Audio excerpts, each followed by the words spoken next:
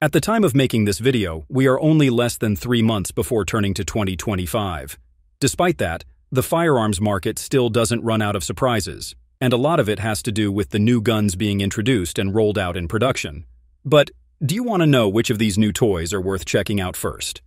Hey, this is Scott from Line 45, and today, I am going to give you a rundown of the best new guns that have been released in the firearms market as of September 2024. But first, let me do this quick plug. Hit the like and subscribe button. You can see all those buttons below this video. I know it feels like a hassle, but those simple clicks mean a lot for my channel. Now, let's get back to the good stuff. Rossi Lightweight Carbine. I am kind of aware that single-shot short guns aren't for everyone, but at the same time, it's not that difficult to see why a number of shooters appreciate these guns. They are nimble and accurate, which gives these guns a degree of versatility. Rossy is aware of the potential of these single-shot firearms, which prompted the company to make the likes of Tuffy shotguns, Tuffy survival rifles, and Brawler pistols. This time, Rossy just added another single-shot rifle in its catalog in the form of the Lightweight Carbine. Yes, that's the name of the gun. It's bland, but it makes it easier for people to remember it.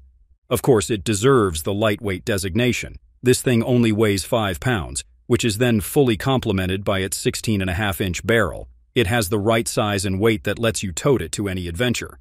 By the way, its barrel is threaded, so if you want some suppressors, this rifle can have them. The action of this rifle is actually based on the actions used in Brawler and Tuffy. So, if you have used any of those guns, you'll not have any trouble familiarizing this rifle. Essentially, a release lever opens the action while an ejector takes out the spent cases. It also has a steel receiver with polymer oversold and features the use of both a manual crossbolt safety and transfer bar. Its forend and buttstock are made from polymer, which explains the rifle's weight, and all the gripping areas are textured. Keep in mind, though, that there aren't iron sights for this rifle, but it has a Picatinny rail on the barrel where you can attach electronic or magnified optics. When it comes to chambering, you have a lot of options for the Rossi Lightweight Carbine.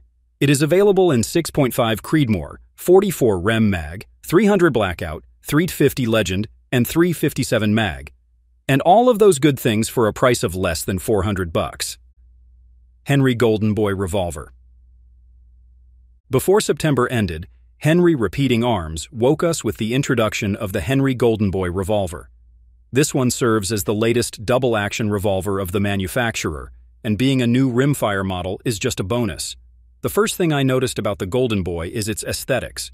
If I am correct, its styling is similar to Henry's lever-action rimfire rifles. It has American walnut grip panels, a blued steel frame, and a polished brass trigger guard and backstrap. In short, the revolver is remarkably beautiful. But certainly, the Golden Boy isn't just about its looks. In terms of performance, the revolver has already proved its mettle. First thing first, the Golden Boy is chambered in .22 rimfire and is compatible with long rifles, long and short cartridges. So when it comes to flexibility, this revolver offers a bit of something after all. Accordingly, this revolver will be available in 2 grip styles. The basic grip would be the gunfighter, while the other one, which is the birdhead grip, would be optional. Regardless of which you choose, each of them will have a 4-inch rounded steel barrel. What's more, these revolvers are a bit hefty. They weigh around 36 to 38 ounces when unloaded, which is awesome since you know they can dampen the recoil. The Golden Boy Revolver also includes an interchangeable front sight and a fixed rear sight. Henry is even generous enough to ship the revolver with 3 different sight heights, which should let you adjust its elevation. This feature, if you don't know, is pretty much the same as the Henry Big Boy Revolver, which is chambered in 357 Magnum. Shoo. Savage Arms Revel Rifles. Lever-action rifles aren't exactly the market of Savage Arms, but this doesn't mean that they can't make one. In fact, the manufacturer just introduced a lineup of new rimfire lever-action rifles. The Savage Arms Revel is a composition of both the DLX and Classic series and is available in 3 chamberings, namely the 22 WMR, 22 LR, and 17 HMR. Basically, there are 6 rifles to choose from here. Both the 22 WMR and 17 HMR models have a 9-round capacity, while the smaller 22 long rifle Revel rifles have a 12-shot capacity. As far as I know, the one currently being available is the classic .22 long rifle model. and the rest should be available in 2025. But right now, we already have an idea about the good things that these Revel rifles have to offer. For example, all of them have an 18-inch carbon steel barrel, which is paired to a drilled and tapped aluminum receiver, which should let you attach a scope mount.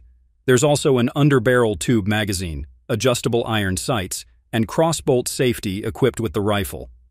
Another notable aspect of these Revel rifles is their big loop levers. This design allows operators to access the lever comfortably, which should allow for easier operation even while your hands are gloved.